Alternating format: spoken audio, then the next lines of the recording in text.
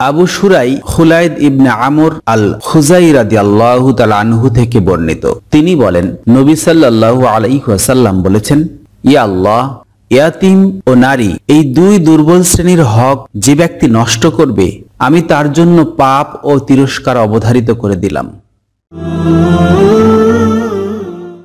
আবু হুরায়রা রাদিয়াল্লাহু তাআলা আনহু থেকে বর্ণিত, নবী সাল্লাল্লাহু আলাইহি ওয়াসাল্লাম বলেছেন, যে ব্যক্তি কোনো মুসলমানের পার্থিব জীবনের বিপদ মুসিবত থেকে একটি বিপদও দূর করে, আল্লাহ তাআলা তার পরকালের বিপদ মুসিবত থেকে কোনো একটি বিপদ দূর করে দেবেন।